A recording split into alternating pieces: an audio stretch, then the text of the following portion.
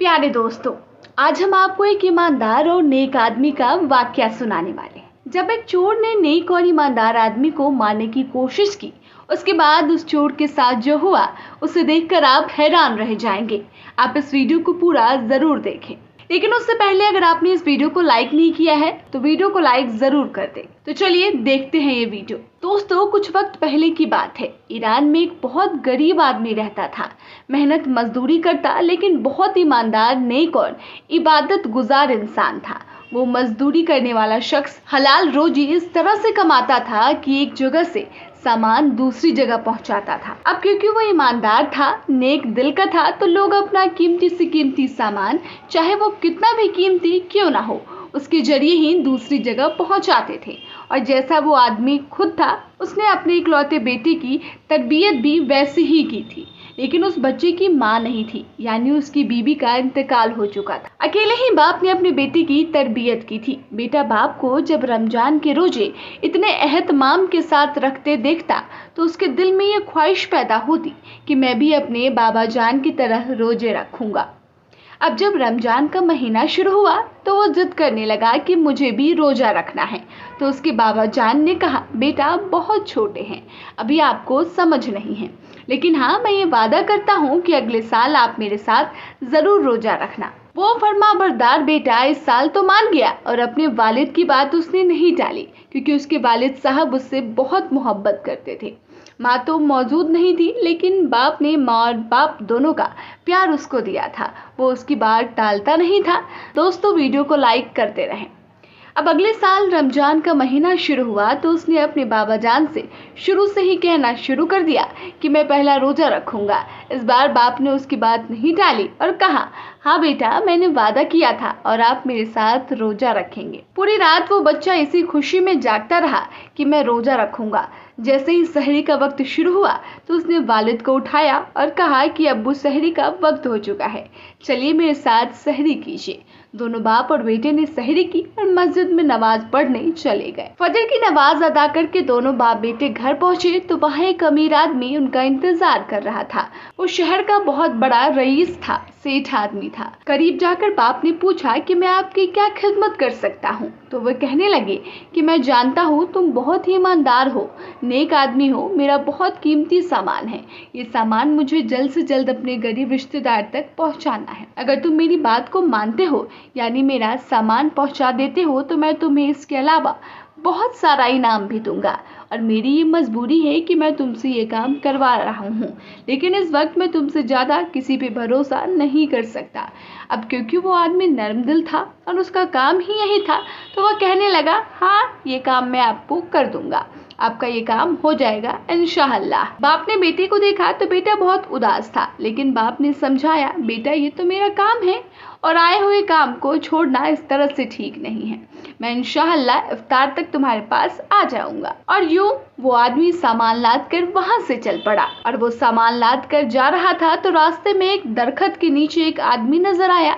वो बहुत बीमार लग रहा था। उसने करीब जाकर पूछा कि भाई, खैरियत से तो हो, क्या हुआ? तो वो कहने लगा कि मैं भूखा हूँ और 2 दिन से खाना नहीं खाया, मैं बीमार भी हूँ, कुछ है तो खाने को दे दो। इसने कहा, मैं तो रोजेदार हूँ, मेरे पास खाने पीने का सामान नहीं है। उसने कहा कि तुम कहाँ जा रहे हो? इतनी जगह बता दी, मुझे ये सामान लेकर उस जगह पहुँचाना है। तो वो कहने लगा कि मुझे भी वही जाना है जहाँ तुम जा रहे हो, चलो मुझे भी तुम अपने साथ ले चलो, लेकिन मुझे सवारी पर बिठा दो क्योंकि मैं चल नहीं सकता हूँ, चाहे तो पैसे ले लो। वो नेक आदमी कहने लगा, नहीं नहीं, पैसे की बात नहीं है, चलो मैं तुम्हारी मदद कर देता हूँ। अब उसने उस आदमी को गधे पे बिठा दिया और चलने लगा। काफी दूर चलने के बाद 2 रास्ते उनको नजर आए। बीमार आदमी ने कहा, कौन से रास्ते से चल? तो वो नेक ईमानदार आदमी कहने लगा, इस रास्ते से चलना है, मैं तो इसी रास्ते से जाता हूँ। उस बीमार आदमी ने कहा, अरे छोड़ो ये रास्ता, ये तो बहुत लंबा है, मैं तुम्हें करीब का छोटा रास्ता बता देता हूँ,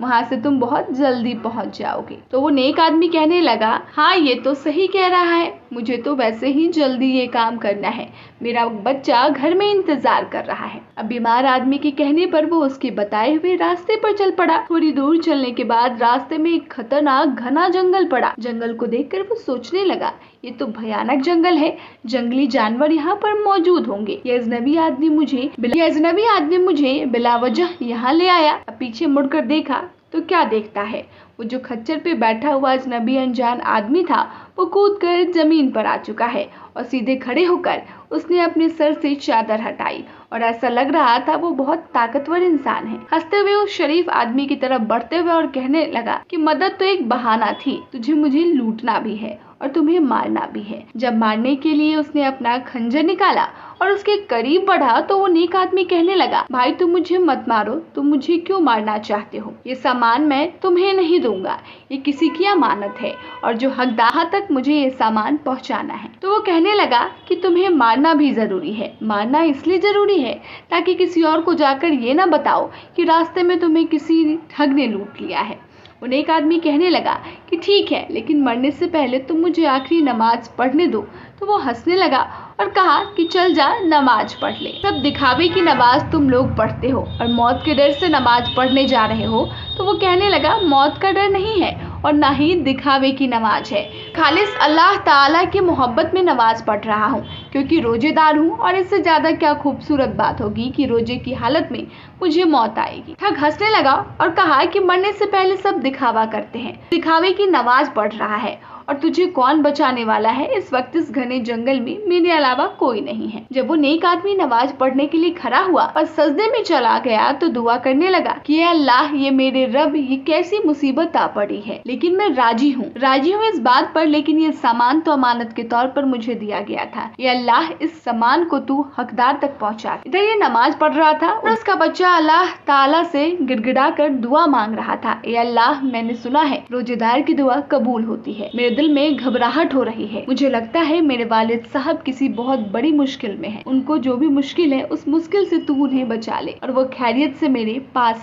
घर आ जाए। अल्लाह ताला ने उस बच्चे की दुआ कबूल कर ली और उस आदमी के आखिरी सजदे को इतना मकबूल किया कि मदद के लिए उसी जंगल में से एक जंगली हाथी को भेज दिया गया। सजदा जब तब्दील हो गया तो तंग आकर उस ठग ने उसको मारना ही चाहा था कि जंगली हाथी चीखता और भागता हुआ गुस्से की हालत में हुक्म इलाही उसके पास आया और उसको अपने पैरों तले कुचल दिया। अब वो ठग मर चुका था। हाथी उसको कुचल कर उसको मारकर वहां से जा चुका था। ये बाप देखने लगा कि ये क्या मामला हो गया, अल्लाह ताला ने कैसी मेरी मदद फरमाई। शुक्र अदा करते हुए वहां से उठा और जल्दी से अपना सामान लिया और जहाँ पर पहुँचना था वहाँ पर सामान पहुँचाकर वापस घर खुशी खुशी आ गया। तारी का वक्त बिल्कुल करीब था। बेटा तड़प कर रो रहा था। माँ तो नहीं थी, बाप की चाहत में आंसू निकल रहे थे। बाप को जब उस बेटे ने देखा तो लिपट गया और यूं दोनों बाप बेटे ने खुशी खुशी इफ्तारी। और उसके बाद वो उस आदमी से मिले जिसका सामान उन्होंने पहुंचाया था और उससे बता दिया कि आपका सामान पहुंच चुका है। इसके अलावा रास्ते में पेश आने वाला पूरा वाकया भी सुनाया।